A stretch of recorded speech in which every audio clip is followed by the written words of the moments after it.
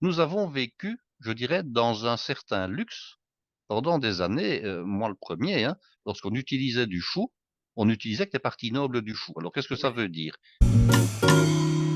Quand on était minot, on y faisait des barrages et des moulins à eau avec quelques branchages. Le long de ce torrent, couleur menthe glacée, on s'enlaçait souvent, sans jamais s'enlacer. Chers amis, la bienvenue. Je vous prie de m'excuser, vous entendez très bien que j'ai des problèmes de voix.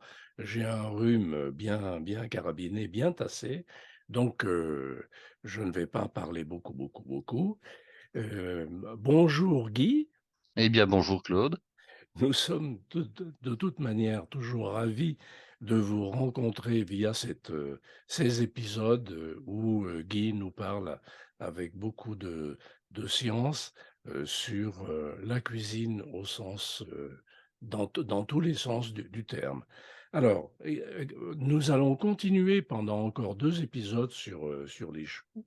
Sur les choux, Guy a beaucoup de choses à nous dire.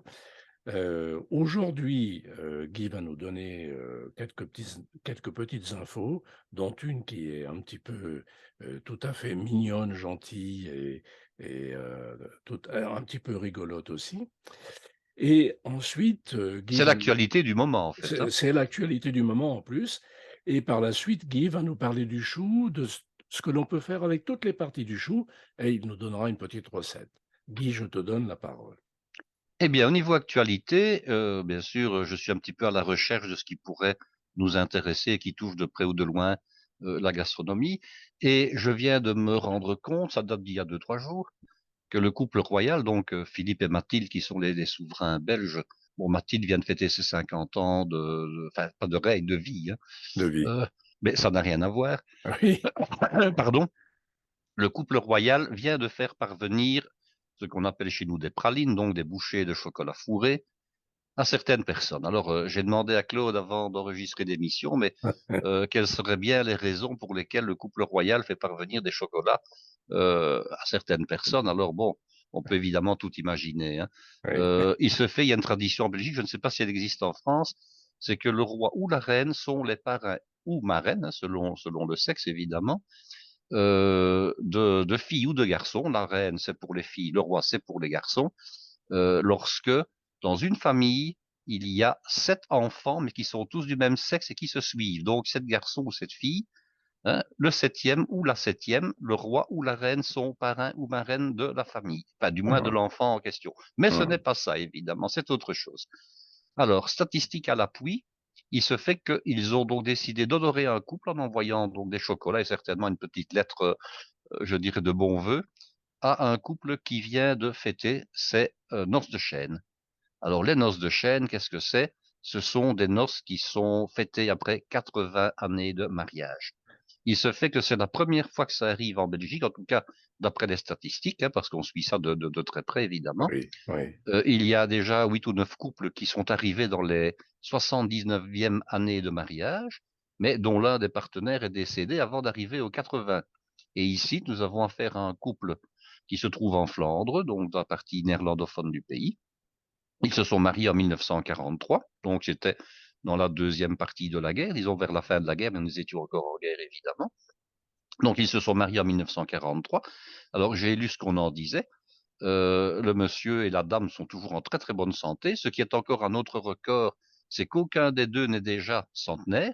Le monsieur va fêter ses 100 ans ici prochainement, mais la dame en a 98 et lui donc en a encore 99. Et ils se sont mariés, dit le monsieur, parce que nous étions obligés. Alors l'obligation, c'est que ils avaient déjà flirté, je dirais, je dirais un petit peu, Un et petit peu madame plus que le était flirt. tombée en... Oui, c'était un petit peu plus loin, hein, voilà. Disons qu'ils avaient vraiment cueilli la fleur. Donc, madame était enceinte, et pour que les convenances et la bienséance soient respectées, ben, Oui. on n'attendait pas évidemment l'accouchement pour se marier, donc on se mariait, je dirais, le plus rapidement possible, et qu'on se rendait compte que l'affaire était, je dirais, en cours. Donc, Oui. ils se sont mariés en 1943. Alors, le secret de leur longévité, c'est de ne s'être jamais disputés. En tout cas, c'est ce qu'ils disent. Hein. Ils se Hum, sont déjà chamaillés, parce qu'évidemment, hum. en 80 années d'union, on a peut-être des raisons de temps en temps de ne pas avoir le Oui, même point de vue. Hein. Mais enfin, ils ne oui, se sont jamais disputés. ouais. Alors, bon, ben voilà. Le roi et la reine ont donc envoyé des chocolats pour, je dirais, fêter, pour honorer ce couple qui est le premier, statistiquement en tout cas, à avoir atteint les 4 fois 20 ans de mariage. On aurait Donc pu, on ça aurait c'est pu, le, on aurait pu imaginer quand même, Guy, que pour une première fois, le oui, roi et la reine et le roi de se Belgique déplace peut-être. se déplacent ou les invitent au palais quand même. Oui, ben écoutez, ce qui est peut-être possible, c'est que lorsque le roi ou la reine se rendront dans les environs là je dirais de la commune où ils résident, qu'ils Ouais, rendent une petite visite au couple. Mais alors, comme j'expliquais, le couple ne vit plus ensemble, non pas parce qu'ils ne s'entendent plus, mais parce que madame a été placée dans une institution, ce qu'on appelle une maison de repos. Hein. ouais, Alors, je ne sais pas, on n'en parle pas dans l'article. Est-ce qu'elle peut-être a fait une chute? Est-ce qu'elle nécessite peut-être des soins un peu ouais. plus poussés que ce qu'elle ne pouvait recevoir à domicile? Donc, Hum. elle est donc dans l'institution, mais elle est apparemment en très bonne santé. Et le mari, donc son époux, lui, il vit chez un de leurs enfants, chez le plus jeune. Je pense qu'ils ont encore leurs 4 enfants d'ailleurs. Hein. Hum. Donc il vit chez son fils cadet. Ils ont plein d'enfants, de petits-enfants et même d'arrière-petits-enfants. Bah oui, forcément. Et il rend visite à son épouse tous les jours, toutes les après-midi. Alors d'après ce qu'ils ont dit, enfin d'après ce que j'en ai lu, ils jouent ensemble à faire des mots croisés et ils boivent un verre de vin à eux deux, enfin chacun un verre de vin l'après-midi là-bas au home. Donc ils ont encore, disons, l'occasion de se voir tous les jours et ils ne se manquent pas puisque ils ne sont pas séparés vraiment l'un de l'autre. Hein, voilà. La Oui. seule chose qui Bon, leur paraît un peu plus dure, c'est de se réveiller sans que l'autre ne soit là. Mais je oui, dirais que comme ils se voient l'après-midi, bon Dieu, toutes les oui. après-midi pendant plusieurs heures, ils ne sont pas Ouais. en manque d'affection. Non, mais c'est Donc quand même voilà, une très belle histoire. c'est une très belle histoire et ça Oui. prouve que les chocolats belges sont de toutes les fêtes. Hein, voilà. Ça, c'est pour l'actualité, disons, qui touche un petit peu à la gastronomie. Alors, nous Absolument. allons parler maintenant, reparler du chou, dont Oui. je vous ai expliqué, enfin, je dirais la semaine passée, en tout cas lors du dernier Oui, épisode, oui, oui, je vous ai expliqué, disons, quasiment toutes les variétés de choux qu'on pouvait rencontrer. oui, Vous dire que c'est un légume d'hiver qui était peut-être moins bien apprécié maintenant parce que nous avons la chance, et ça ne durera pas, d'avoir maintenant quasiment toute l'année, quasiment tous les légumes possibles et imaginables. Bon, même oui. s'ils ne sont pas à l'optimum de leur production ou de leur qualité, mais nous avons maintenant en plein hiver des courgettes qu'avant on ne voyait qu'en plein été. Nous avons du poivron, évidemment, qui vient de serre ou bien qui vient du sud de l'Europe. Hein, nous avons des aubergines, nous avons tout. Il y a tout. Bon. Or, anciennement, les choux étaient vraiment les légumes d'hiver par excellence parce qu'ils ont Oui, je dirais, la propriété, c'est de pouvoir rester dans les champs, même quand les champs sont très froids. Hein. On n'est pas obligé de récolter les choux et puis de les oui, stocker, de les garder en frigo. oui, On les garde sur le champ. Et puis, bon, même quand ils gèlent un peu, c'est pas un problème. Au contraire, dans le cas de certains choux, il faut qu'ils aient subi une petite gelée. On va prendre le absolument. cas Chou des de choux de Bruxelles, Bruxelles. S'il absolument. n'a pas été Oui, soumis à un froid négatif, le chou de Bruxelles n'est pas aussi bon à manger que tout à quand il a fait. été un petit peu, Il est amer, il est amer, hein, il est plus amer. tout à Donc, fait. le chou supporte très très bien le temps froid. Et Oui, c'était un des légumes les plus communs anciennement, justement, en hiver, parce que les gens devaient se contenter de certains légumes. Et je parle d'il y a plusieurs siècles, parce que le chou, je l'ai expliqué, était déjà connu à l'époque des Romains et des Grecs. Le chou est vraiment un légume d'Europe occidentale, mais qui est apprécié dans toute l'Europe en général. Hein. Il est même oui, apprécié en Asie, on l'a vu.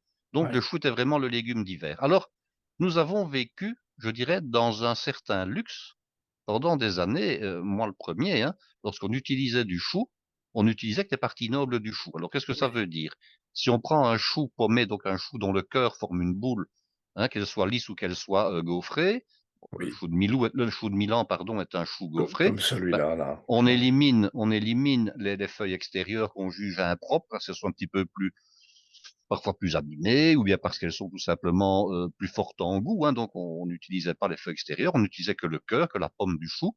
Dans le Oui, cas du chou rouge, c'est la même chose. Hein, quand on achète oui, un chou rouge au magasin, on a la boule centrale, mais on n'a pas les feuilles extérieures. Quand on achète du brocoli, qu'est-ce qu'on fait? On utilise généralement le bouquet du brocoli, c'est-à-dire la partie sommitale du brocoli, et puis le pied, bon, ben, on le jette ou on ne le consomme pas. Oui. Quand on utilise du chou-fleur, on utilise les fleurettes du chou-fleur, hein, et puis le trognon et le bas des branches, on ne les utilise pas, et pas plus non plus que les feuilles vertes, qui sont généralement raccourcies par le maraîcher, hein, et qu'on jette aussi négligemment. Quand on a des poules, mon Dieu, c'est pas encore trop grave, elles le Oui, ça mangent, va. Ouais. mais on a rarement des poules ou des chèvres à la maison, surtout en appartement, donc Oui. on jetait tout ça. Or, il y a moyen, dans le chou, d'utiliser toutes les parties du chou. Oui. La seule chose, c'est qu'on ne peut pas les utiliser pour n'importe quoi. On va prendre un exemple. J'en ai discuté il y a quelques jours. J'ai déjà vu, c'est très rare, hein, mais c'est uniquement peut-être dans les magasins bio ou chez les producteurs. On vend parfois le chou de Bruxelles entier, c'est-à-dire en fait le chou de Bruxelles avec tous les petits choux sur la tige centrale Ah qui les oui, supporte. Oui, ils vendent le pied, on carrément. vend le pied carrément. C'est très rare à trouver, hein, mais Ah, ça j'ai se jamais vend. vu, oui, Bon, d'accord. moi je ne l'ai vu qu'une fois, parce que j'en ai le souvenir. Je ne l'ai vu qu'une fois, donc c'est dire que c'est vraiment pas courant et que Mmh. c'est évidemment pas en grande surface qu'on va voir ça. C'est vraiment quand on va chez un producteur ou chez dans un circuit extrêmement court. Bon, Mmh. dans ce cas-là, évidemment, on ne mange que des petits choux, on ne mange pas la tige centrale qui est vraiment extrêmement ligneuse, qui est très Ah dure. oui, oui, oui, Mais là, oui. oui, là évidemment, ça ne se mange pas. Par Ouais. contre, je dirais, si on prend le cas du chou-fleur, si on prend le cas du brocoli, vous pouvez manger les feuilles extérieures, vous pouvez manger le trognon, il n'y a aucun problème. Alors, qu'est-ce qu'on peut faire avec tout ça? Vous allez me dire, oui, mais bon, si j'achète un chou, euh, qu'est-ce que je fais avec les côtes? Parce que généralement, dans beaucoup de recettes, on vous dit, voilà, hein, vous enlevez les côtes et puis vous utilisez la partie noble des feuilles. Qu'est-ce qu'on fait avec tout ça? On n'en a pas non plus des tonnes. Je veux dire, si on cuisine pour 2, 3 ou 4 personnes, on n'utilise qu'une partie du chou. C'est encore un autre avantage du chou, c'est que le chou peut être utilisé partiellement, je dirais à la feuille quasiment, Mmh. Mmh. sans devoir entamer tout le chou. Même quand on Oui. coupe un chou rouge en deux, il y a aucun problème. La deuxième moitié, on peut très bien la garder, je dirais au frais pendant plusieurs jours sans que le chou ne pourrisse. Alors, qu'est-ce qu'on peut faire avec tout ça? Je vais prendre le cas du chou-fleur et du chou-brocoli pour donner un exemple tout simple. Vous achetez votre chou-fleur, vous avez besoin uniquement des fleurettes pour garnir, par exemple, un rôti le midi ou faire un chou-fleur au gratin. Eh bien, les feuilles vertes, vous les récupérez, vous les lavez, vous les émincez. Le trognon, même chose, vous le récupérez, vous le raccourcissez parce qu'il faut couper la petite entame là où il était Oui, donc ouais, où il a été sectionné. Bon, généralement c'est un petit peu séché, c'est un petit peu bruni, c'est oxydé. Bon, ouais. vous coupez une fine pellicule à cet endroit-là, vous avez l'entièreté du trognon. Alors, même chose, vous le lavez et vous l'émincez. Alors tout ça, vous congelez, hein. Le pied des brocolis, c'est la même chose. Vous récupérez les fleurettes du sommet, vous récupérez le tronc du brocoli, vous l'émincez après avoir bien sûr nettoyé et avoir paré la partie qui est oxydée, qui est séchée, et vous Ouais. mettez tout ça au congélateur. Mmh Et mh. quand vous en avez une certaine quantité, eh bien, vous le traitez soit en purée, soit en potage. Et je vais vous donner ici maintenant les proportions pour faire un potage avec justement ces parties de choux qui sont moins nobles, moins agréables. Mais le potage n'aura ni mauvais goût, ni, comment dirais-je, ni aucun défaut. Il sera Oui, aussi oui, bon que c'est si vous très l'aviez fait, je dirais, de manière plus classique, c'est-à-dire que ah, l'entièreté du chou. La seule je confirme, différence, c'est très bon. c'est que vous n'aurez pas, par exemple, les fleurettes en garniture, étant donné que vous les avez consommées Oui, en légumes en accompagnement d'un plat. oui, Alors, par ces temps où l'énergie devient non pas rare, mais en tout cas très très chère, oui, il y a une astuce pour gagner du temps quand on fait un potage. Et votre astuce et votre meilleur allié, c'est le couteau. oui, Pourquoi? Classiquement, un potage, quand j'ai fait mes études, on disait qu'un potage cuisait 25 à 30 minutes, voire même plus. ouais, Alors, tout ça, c'est le fait de dire, il faut amener l'eau qu'on a mise à ébullition, ça c'est une chose, et puis il faut le temps de cuisson. Par contre, plus vous allez émincer petits vos légumes, les tailler fins, voilà, plus oui, vite le potage va être cuit. Et ça oui, n'a que des avantages. D'abord, vous allez récupérer 50% du temps de cuisson même du potage. oui, Au lieu de faire un potage en, disons, 30 minutes, vous allez pouvoir le cuire pendant 15 minutes, ça c'est une chose. oui, Et deuxièmement, votre potage aura un meilleur goût parce qu'il aura un goût plus frais. Un potage qui n'a pas cuit trop longtemps a un meilleur goût de légumes. oui, Donc, ça oui, ne oui, sert à rien de le faire cuire pendant une demi-heure. Par oui, contre, vous devez vous y prendre à l'avance quand vous allez nettoyer vos légumes et que vous allez surtout les mettre au congélateur, c'est de les tailler le plus finement possible. ouais, Hein, donc, ça, c'est clair. Vous avez, par exemple, le pied du brocoli. Vous ne devez pas hésiter à le fendre en 4, 5, 6, voire 8, je dirais, morceaux, et puis Oui, après les couper transversalement. Donc, vous allez vraiment avoir des tout petits morceaux oui, de oui. brocoli qui seront cuits très rapidement. Alors, Hum, donc, de quoi avez-vous besoin? Pour 4 personnes, vous avez besoin de 300 à 400 grammes de votre légume de base, dans ce cas-ci, par exemple, du brocoli ou du chou-fleur. Vous avez besoin de l'équivalent d'un oignon, c'est-à-dire une centaine de grammes. Ça ne vient pas à quelques grammes, hein. Donc, c'est un petit oignon blanc. oui. 100 grammes également de blanc de poireau, même chose. Si maintenant vous utilisez un légume vert comme le chou brocoli, vous pouvez très bien utiliser du vert de poireau. Vous n'êtes pas à ce moment-là obligé d'utiliser du blanc. Si Hum, c'est pour un potage dont le chou est blanc, vous mettez du blanc de poireau. Si maintenant c'est un chou qui est vert, vous pouvez mettre du vert par le bout des feuilles de poireau, hein, mais je dirais oui, la oui. partie disons, basse des feuilles de poireau. Donc là, vous en mettez également 100 grammes. Alors, vous avez besoin d'un litre et demi d'eau, ou de fond, ou de bouillon de volaille que vous auriez fait vous-même. Et si Hum, vous n'avez pas de bouillon de volaille maison, pour un litre et demi, vous mettez 3 cubes donc de bouillon de volaille. Alors, dizaine de grammes de beurre, 10-15 grammes, hein, c'est l'équivalent d'une belle cuillère à café. Vous émincez vos choux, vous émincez vos poireaux, vous émincez vos oignons, bien sûr, je rappelle, après avoir nettoyé les légumes, vous les émincez le plus finement possible. Vous faites fondre dans un faitout la matière grasse. Dès qu'elle mousse, vous ajoutez les légumes. Vous mélangez soigneusement, vous les faites revenir, et puis vous couvrez en diminuant la puissance du feu, je dirais à un tiers de la puissance totale. Et là, hum. vous faites suer les légumes. Je rappelle que suer consiste à faire exprimer l'eau de végétation du légume, je dirais, dans l'enceinte de la casserole qui est couverte.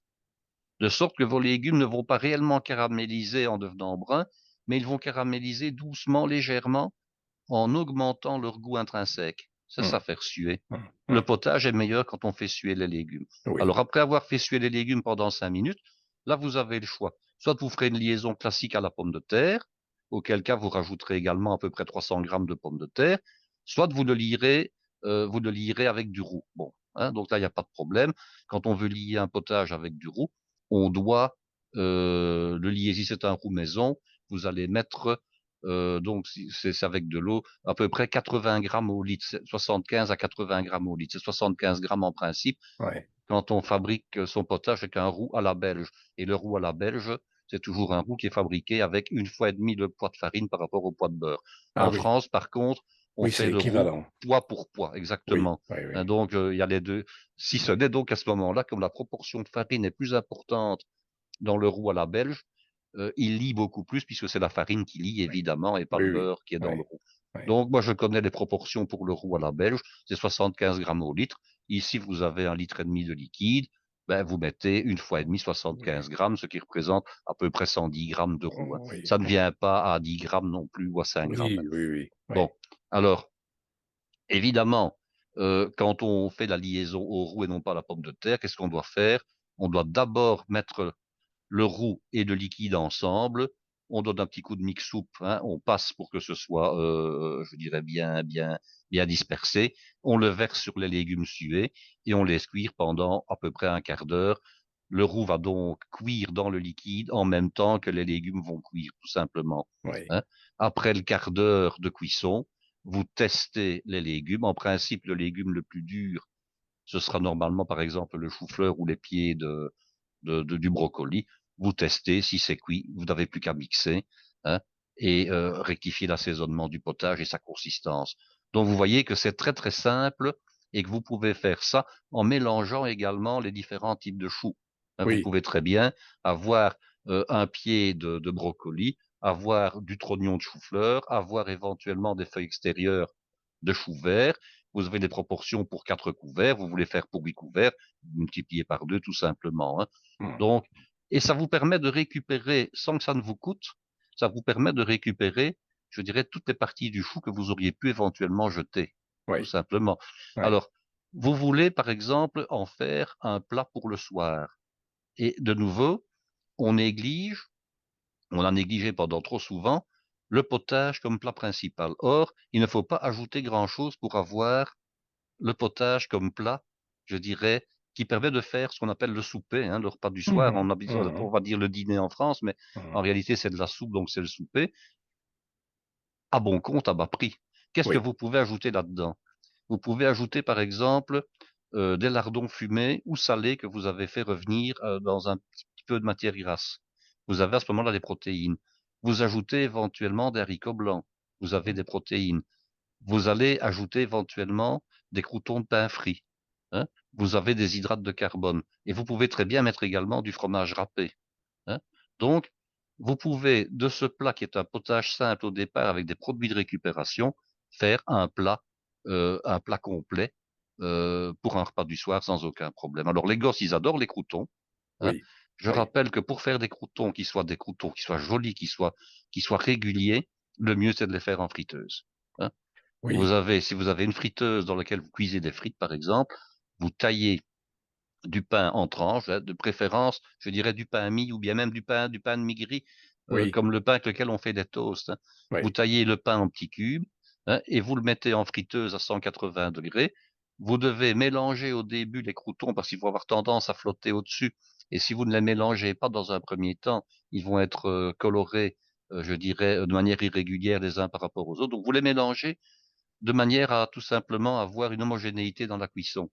Et quand ils sont bien dorés, vous les enlevez, vous les secouez, vous les salez à chaud, parce qu'il faut les saler à chaud, Mmh. hein. Vous les secouez et puis vous les mettez dans une boîte.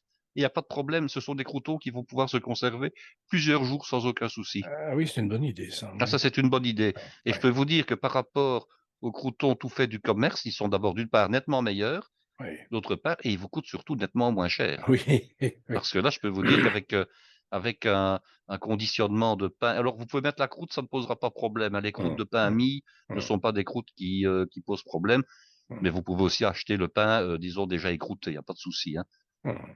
Donc vous faites vos croûtons à l'avance, vous les gardez dans une boîte, hermétique et lorsque vous avez envie de vous en servir, vous les repassez simplement au four, chaud mais non brûlant, hein, un four à 100 degrés Oui, suffisant, oui, oui. pendant 2-3 minutes et vous avez vos croûtons qui sont bien chauds et vous les utilisez. Donc on peut les faire pour plusieurs jours et les garder, il y a pas de souci, hein. D'accord.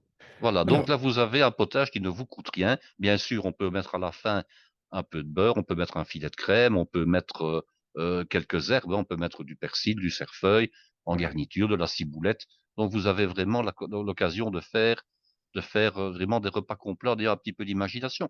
Ce que oui, vous pouvez également mettre, c'est mettre par exemple des petits morceaux de fromage, hein. oui, Alors, pas du fromage de type comté, gruyère ou emmental, hein, mais un fromage de type fromage à pâte molle croûte lavée ou à pâte molle mmh, croûte fleurie. Donc ça peut être du brie, ça peut être du camembert, ça peut être du coulommiers et puis ça peut être du maroilles, ça peut être du herve, ça peut être, du livaro, donc ça peut être du pont l'évêque. Donc vous avez le choix au niveau des fromages de mettre également des dés de fromage dans votre potage. La seule chose, et ça c'est souvent négligé, c'est que le potage doit être brûlant quand vous le servez. oui, Un potage, on ne doit pas pouvoir y mettre le doigt sans se brûler. Un potage qui n'est qu'à 55 ou 60 degrés n'est pas suffisant, suffisamment chaud, hein. Et si vous voulez surtout, c'est par exemple que le fromage que vous mettez fondre, le potage doit être brûlant et les assiettes doivent être chaudes également. oui, Il n'y a rien de plus désagréable que de boire un oui, potage tiède, parce qu'il est servi dans une assiette froide ou dans un oui, bol froid et que on ne l'a pas fait chauffer suffisamment. Et il ne faut pas se contenter de voir la première fumerole qui se dégage de la casserole, hein. Il faut vraiment s'assurer que le potage a eu un bouillon pour dire, être à la bonne température. Il vaut mieux que la personne qui va manger le potage, souffle un peu sur le potage pour le faire refroidir que de dire: «Oh non, le potage n'est pas suffisamment chaud, oui, remettez-moi mon bol au micro-ondes», quoi, hein. Ça, absolument. c'est une règle vraiment capitale. Un potage doit être servi brûlant, Oui. ça c'est une règle. Mmh, très bien. Alors, Alors, beh, oui, qu'est-ce qu'on allez-y, posez la question. oui, voilà, si on parle d'un autre chou, un brocoli par exemple, Alors, si on parle du brocoli, beh, ici, vous avez eu l'astuce pour utiliser les queues du brocoli ou les les queues, mais la les tige fleurs, du brocoli, mais voilà, il y a les fleurettes aussi, hein. et Alors, voilà, pendant des années, j'ai réalisé, heu, une quiche au brocoli, toute simple, hein, toute bête et qui était servie à l'époque en mise en bouche, pour les clients qui venaient au restaurant où je travaillais. ouais, Alors, maintenant, on fait toute une série de petites, choses. Bon, la cuisine a évolué, hein, on mmh, fait toute une série de petites choses. On fait bon, il y a eu la mode des verrines évidemment. Maintenant, ce sont plutôt des petits trucs à déguster. Il y en a 3, parfois 4. Il y a parfois une verrine, il y a un petit bol de potage ou un petit verre de potage. Il y a du chaud, il y a du froid. Enfin bon, voilà, on a oui, vraiment varié. À oui, l'époque, c'était une nouveauté. Donc, là où je travaillais, avec l'apéritif, on ne mettait pas des cacahuètes, des chips ou des choses comme Non, ça, non, non, non, hein, non. ou du saucisson en rondelles. On Mhm. servait un petit morceau, un tout petit morceau, hein, de Mhm. quiche au brocoli, donc tous les jours, ou parfois plusieurs fois par jour, hein, parfois c'était pour le midi, mais également pour le soir, je faisais une quiche au brocoli. Alors à l'époque, je jetais les trognons du brocoli, vous pensez bien, hein. On ne les mangeait pas, et puis bon, ben, c'était une période peut-être un petit peu plus fastueuse au niveau des produits, et on regardait moins. Ouais. Euh, Pourtant, j'aurais pu très bien garder les queues du brocoli, vu qu'on en faisait tous les jours, et dire, bon, ben voilà, Oui, mais de temps en temps, c'était pas dans l'air du c'est temps. pas dans l'air du temps, de temps en temps, Absolument. j'aurais pu faire un potage pour le personnel, ou bien dire, on va faire Oui. une purée au brocoli. Bon, bon, non. Donc, Oui. on jetait les queues. Alors, Oui. mais les bouquets de brocoli, c'est un légume qui se blanchit. Alors, il y a 4 manières de blanchir en cuisine, hein. Alors, qui sont quoi? Qui sont cuisson complète à chaud, cuisson complète à froid, cuisson incomplète à chaud et cuisson incomplète à froid. Hein, je pourrais donner des exemples pour Mhm. chacune des méthodes de cuisson. Dans ce Oui. cas-ci, c'est cuisson complète à chaud. Ça veut dire qu'on va d'abord faire bouillir de l'eau, amener de l'eau à ébullition plutôt, hein, de l'eau Oui. bouillante salée. Oui. On va y plonger des bouquets de brocoli. Ça se cuit relativement rapidement, hein. Oui. Et Très. lorsqu'ils sont cuits, on doit bien sûr les tester avec une pointe de couteau pour voir si, je dirais, la partie, je dirais, qui est en dessous de la fleur est cuite. Et puis on les rafraîchit rapidement de manière à garder leur belle couleur, et on les Mhm. laisse Mhm. égoutter. Mhm. Alors, une quiche au brocoli, ce n'est pas compliqué à faire. Vous avez besoin d'une pâte feuilletée qui va servir donc, après avoir été abaissée, à garnir le moule. Je rappelle qu'un moule à tarte qui reçoit une pâte feuilletée se beurre mais ne se farine pas. Vous savez quand est-ce qu'on farine un moule ou pas? On en a déjà parlé, mais On en j'avoue a que j'ai un déjà peu oublié. parlé, hein? Oui, oui, oui, j'ai Eh un peu bien, oublié. pour les pâtes, on va beurrer de toute façon à chaque fois. Oui, ça, oui. Sauf pour ce qu'on appelle la pâte grasse, c'est-à-dire la pâte sablée qui sert à faire les fonds de tarte. Là, il n'est pas Ah nécessaire oui. de beurrer. Ouais. Pourquoi? Parce que c'est une pâte qui est elle-même très riche en matière grasse. Donc là, il n'est Mhm. pas Mhm. nécessaire. Mhm. Alors, pour tout ce qui est tarte, quiche, tourte, on ne farine jamais. On ne va fariner que dans un seul cas, c'est pour les gâteaux de type génoise, duchesse, gâteau de Savoie par exemple, parce que si on ne faisait que beurrer, il pourrait y avoir adhérence du gâteau. Oui. Donc, Ouais. on beurre et on farine dans les cas des gâteaux, mais pas dans le cas des tartes et des tourtes. Voilà, Mhm. tout Mhm. simplement. Mhm. Donc, par exemple, si on veut cuire des feuilletés pour faire du vol au vent, hein, des bouchées à la Oui. reine au four sur une plaque, eh bien, on ne fait que beurrer. Si on veut, par exemple, dresser des choux, hein, pour faire des éclairs, donc une pâte à choux, hein, des éclairs, des choux, des cygnes, etc., on ne fait que beurrer, on ne farine pas. D'accord. Il n'y a que pour les gâteaux, donc, qui sont plus fragiles, qu'on va essayer de faire. Parce que qu'est-ce qui se passe?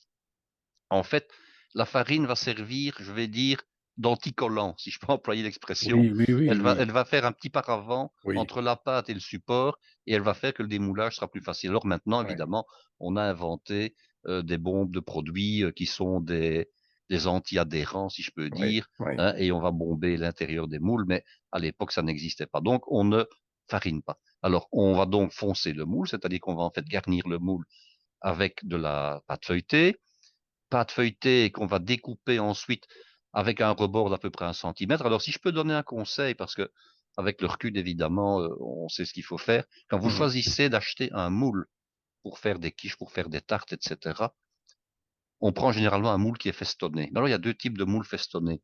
Il y a ceux qui ont un bord droit et il y a ceux qui ont un bord avec un rebord d'à peu près 1/2 centimètre qui se met à l'horizontale vers l'extérieur du moule à tarte. Oui. Prenez toujours ce genre de moule-là plutôt que le moule à bord droit, qui est un peu moins cher. Parce que, ce qui va se passer, c'est que la pâte feuilletée est une pâte qui se rétracte à la cuisson, hein. Mhm. Et Mhm. généralement, la pâte feuilletée, lorsqu'on fonce le moule, donc lorsqu'on garnit le moule avec la pâte feuilletée, on ne prend pas le temps, soit de bien l'ajuster au moule, on ne prend pas le temps non plus de lui laisser quelques minutes pour se rétracter.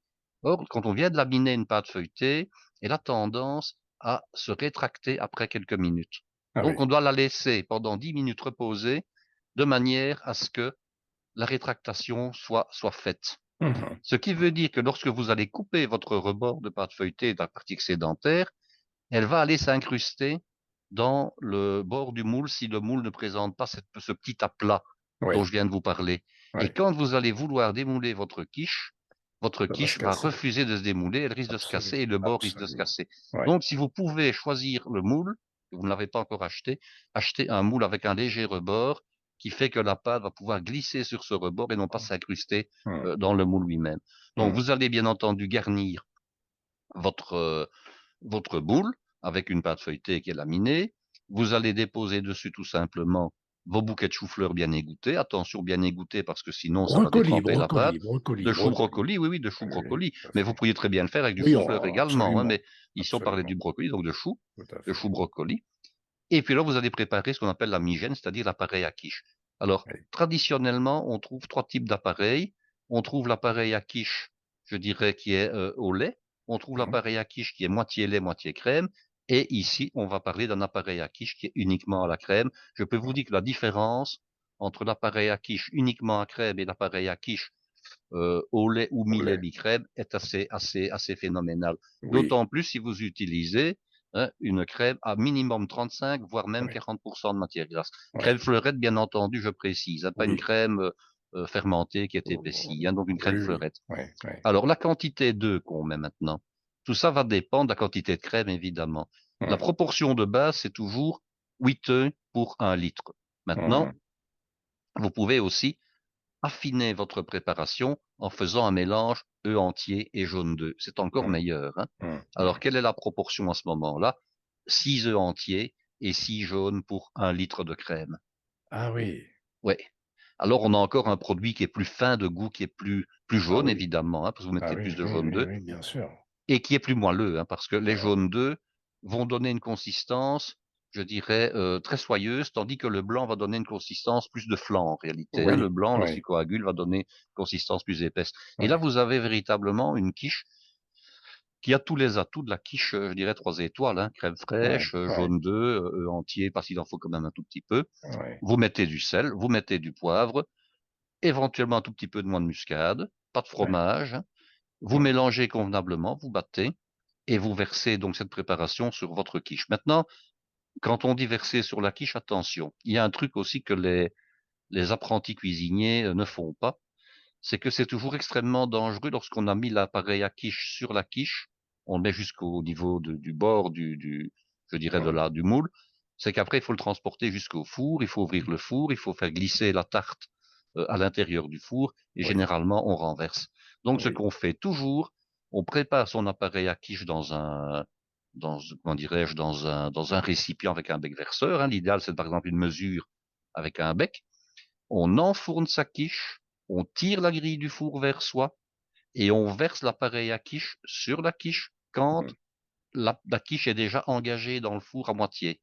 oui, Ça évite de devoir, à ce les moment-là, catastrophes. manipuler la quiche et de devoir, je dirais, recommencer parce qu'on a renversé la moitié par terre. Ouais, Alors, ouais, une autre astuce, c'est quand on utilise un moule à double fond. Vous voyez que ce sont des moules dont il existe deux parties.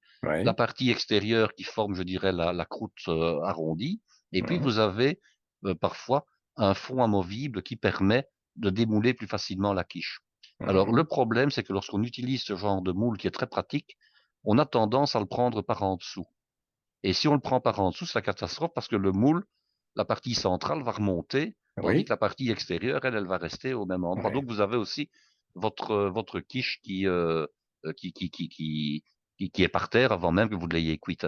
Donc là, il faut être extrêmement prudent avec ce genre de moule. Personnellement, je n'ai jamais utilisé trop ce genre de moule parce que je connais justement les dangers qui sont inhérents à leur utilisation. Alors, Ouais, cuisson 180 degrés, oui, chaleur tournante, oui. une vingtaine de minutes, tout simplement. D'accord. Alors, une OK. vingtaine de minutes, ça veut dire qu'après, comment fait-on pour vérifier si la quiche est cuite? Eh bien, c'est paradoxal, mais on prend un couteau avec une lame très pointue ou une aiguille à tricoter ou un pic à brochette en métal. On pique dans la quiche carrément, on pique dans l'appareil.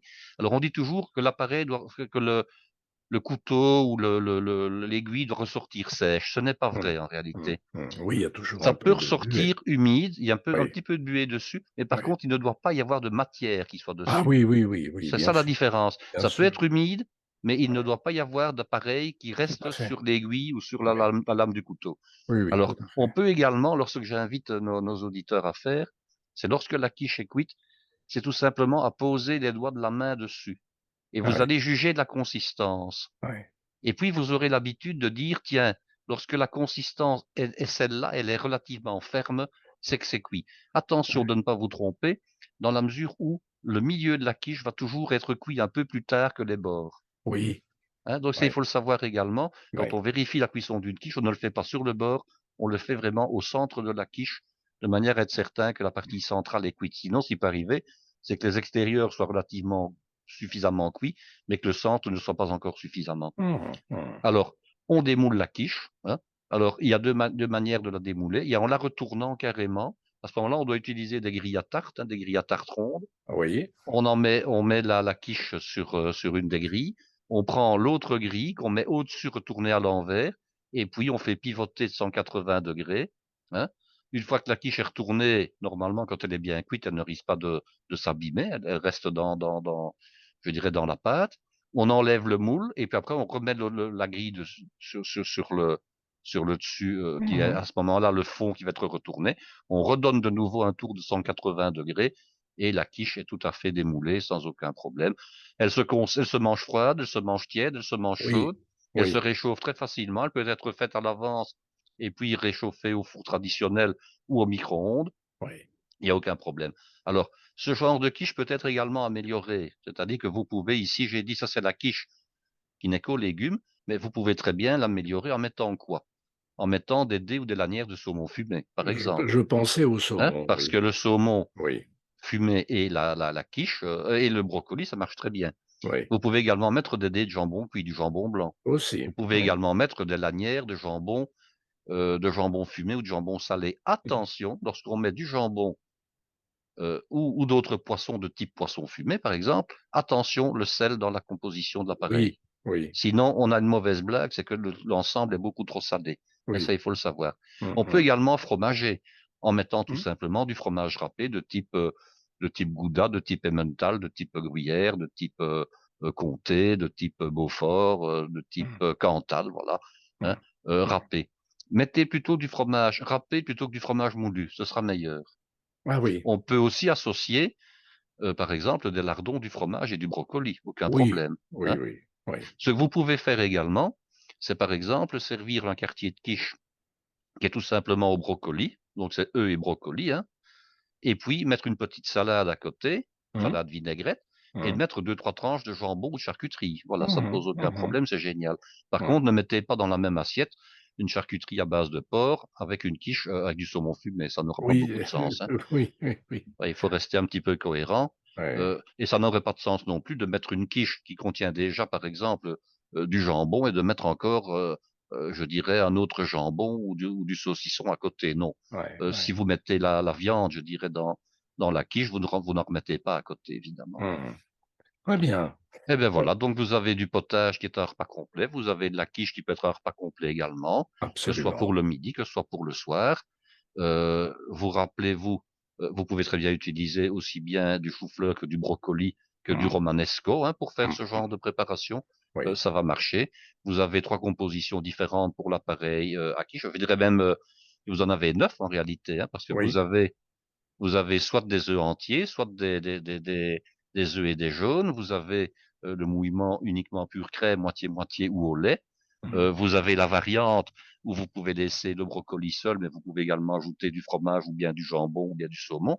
Donc avec ça, vous avez combien vous avez plus d'une vingtaine de recettes et de combinaisons possibles. Absolument, absolument. Merci beaucoup, beaucoup, beaucoup, Guy, pour cette, cette belle histoire sur les choses que l'on peut faire, la belle recette avec, les belles recettes avec les brocolis et même, les choux-fleurs et d'autres. Et le gros Heu avantage, c'est que ça ne coûte pas trop cher et parce ça que ne coûte pas quand il y a une promotion, 500 grammes de brocoli, c'est moins d'1 euro, c'est 99 centimes. Je l'ai vu tout à encore un jour fait, ou deux. Donc, tout à avec fait. 99 centimes de légumes, vous avez de quoi nourrir 4 personnes sans aucun problème. Vous aurez de quoi faire quasiment une édition de potage et de faire une quiche pour un repas du soir, hein. C'est Il y a ex aucun souci. c'est extraordinaire, hein, C'est vraiment. extraordinaire, voilà. Comment comment se faire plaisir, bien cuisiner, avec pas beaucoup d'argent, voilà. Voilà. Mais on en reparlera parce que je suis en On train en de reparlera, oui, oui, tout oui, à on en fait. reparlera. Alors, merci beaucoup Guy pour ce bel épisode Et nous allons continuer la semaine prochaine autour du chou, mais cette fois-ci autour des salades. Hein. Autour des salades et autour du chou rouge, voilà. Voilà, très Je vais bien. vous donner des recettes à base de chou rouge, qui est Tout un à chou un fait. petit peu plus méconnu, on va dire plus confidentiel et plus, je dirais un peu plus rare, enfin pas plus rare à trouver, mais qu'on ose peut-être un peu moins aborder. Voilà. OK. Merci Guy, bye bye. À bientôt. À bientôt.